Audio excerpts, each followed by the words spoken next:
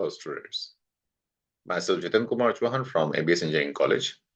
Today we will going to discuss about the most important protocol which is known as SNMP, Simple Network Management Protocol, which is an application layer protocol. So SNMP was developed to allow the administrator to manage the nodes on an IP network. So it enables the network administrator to monitor and manage the network performance and solve the network problems and plan for the network. The SNMP is an application layer protocol that provides a message formats for the communication between the managers and the agents. The SNMP system consists of the three elements. The first, which is known as an SNMP manager. Second, the SNMP agents, which is the managed nodes, which can basically the agents at each and every node here. And we can have the MIB, which is the management information base. So the first we have, let's see about the SNMP. Here we can have the SNMP manager. We can have the SNMP agents, which is basically at each and every network devices, which basically the managed nodes. And if any particular agent have any problem, then it can basically send the message towards the SNMP manager through the trap method. And if the SNMP managers can queries the basically using the towards the SNMP agents with the help of the two methods, which is known as the get method and the set method. So we can say the SNMP manager is a part of the network management system. The SNMP managers can collect the information from an SNMP agents by using the method which is known as the get method, and can change the configuration on agent by using the set action. So SNMP managers can forward the information directly to the manager by using the trap method here. So the SNMP agents and the MIB, which is basically MIB is a management information base on the SNMP client devices. So MIB store the data about the device and the operational statistics and are the mean to be available to the authenticated remote users. The SNMP agent is responsible for providing the access to the local MIB towards the SNMP manager. So SNMP defines how the management information is exchanged between the network management applications and the management agents. So the SNMP managers pose the agents and queries the MIB for the SNMP agents on the UDP port number 161. SNMP agents sends any SNMP traps to the SNMP managers on the UDP port number 162. So either way, either the SNMP managers can access the SNMP agents through the UDP port number 161, or the SNMP agents can send any SNMP traps that can directly connect it to the SNMP managers on the UDP port number 162. So SNMP agents that resides on the managed devices collect and store the information about the devices and its operations locally in the MIB, which is a management information base. The SNMP managers then uses the SNMP agents to access the information within the MIB. So whatever the information about the SNMP agents, basically towards the device, can store the information in the MIB, and then through MIB, the SNMP managers can access the information from the MIB through the get and the set method. So there are two primary SNMP manager requests: get, that means query the information about a particular variable in that particular SNMP agents, and then set, or you can have to set a particular value in that particular as MIB variable. So in addition to configuration, a set can cause an action to occur, like restarting routers. If there is something problem in that router, so you need to restart a router using with the help of the set command. So here we can have the 4 or 5 different operations like the get request, get next request, get bulk request, get response, and set request. Get request retrieves a value from a specific variable from the MIB. Get next request retrieves a value from a variable within a table. SNMP managers does not need to know the exact variable name. A sequential search is performed to find a needed variable from within the table, which is the MIB table.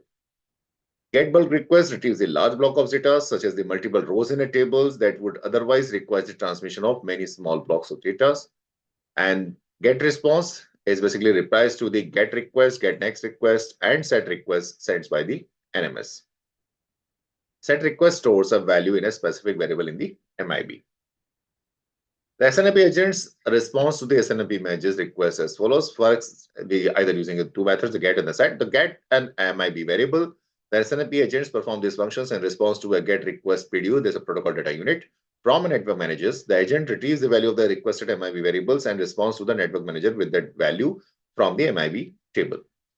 set, either you have to set a particular variable in that MIB.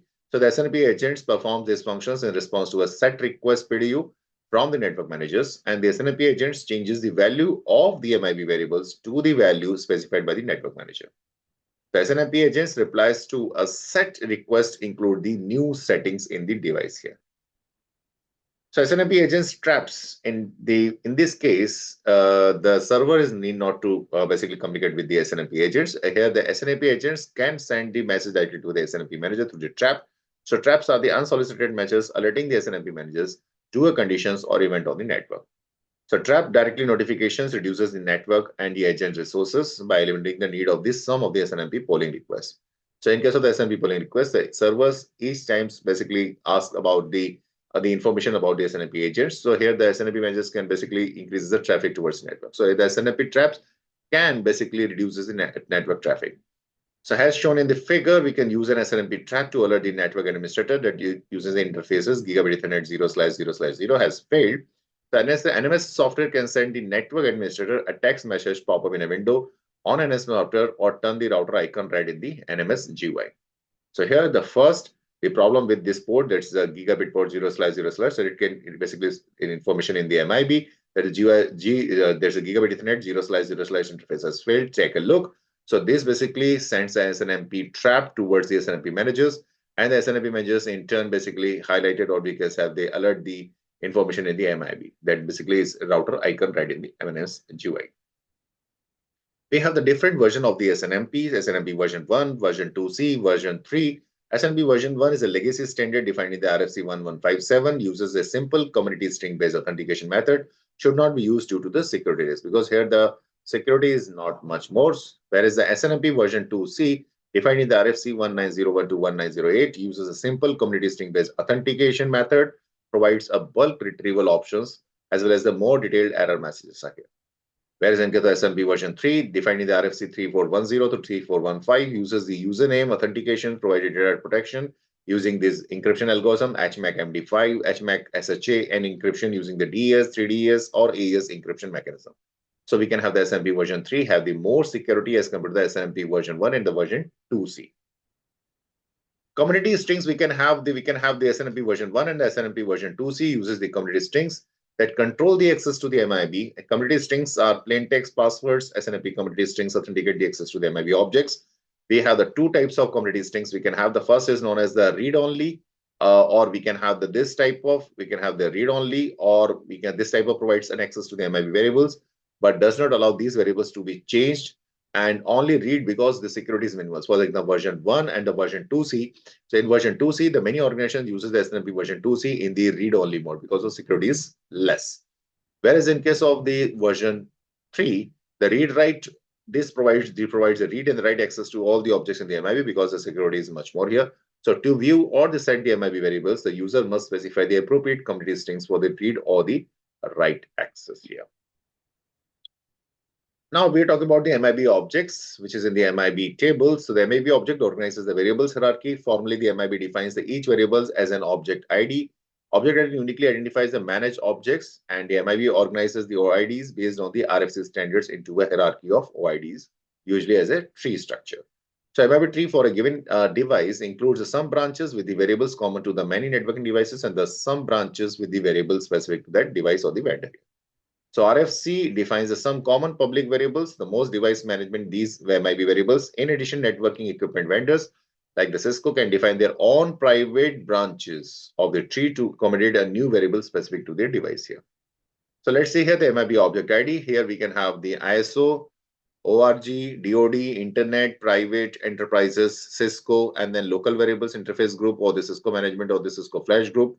Assign a unique number here. So here we can figure the shows the portion of the MIB structures defined by the Cisco. And here how the OIDs can be described in words or the numbers to help to locate a particular variables in the tree here. So OIDs belongs to the Cisco's are numbered as follows. .ISO is 1, .org is 3, .dod is 6, Internet is 1, Private is 4, Enterprise is 1, the Cisco is 9. So therefore, the OID is 1.3.6.1.4.1.9. So here these MIB is basically maintained in the Cisco servers. Now we are talking about the SNMP polling scenario. The SNMP can be used to observe the CPU utilizations over a period of time by polling the devices. This means if a particular device is using too much CPU or the processing here, the CPU statistics can then be compiled on the NMS and graphed. So this creates a baseline for the network administrator. The data can be retrieved by the SNMP get utility issued on the NMS. Using the SNMP get utility, you can manually retrieve the real-time data from the SNMP agents or have the NMS or run a report. This would give you a period of time that you could use the data to get the average of the network traffic here. Now, the SNMP object navigator, the SNMP get utility gives us some insight about the basic mechanism of how the SNMP works. Working with the long MIB variables like the 1.3.6.1.4.1.9.2.1.5.8.0 can be a problematic for the average users. So more commonly, the network operations staff uses a network management product with an easy to use GUI, which makes the entire MIB data variables naming transparent to the user here. So the Cisco SNMP navigators like the http://cisco.com websites allow a network administrator to research the details about a particular OID variable. So these are the references used for this lecture. This is a disclaimer. Thank you.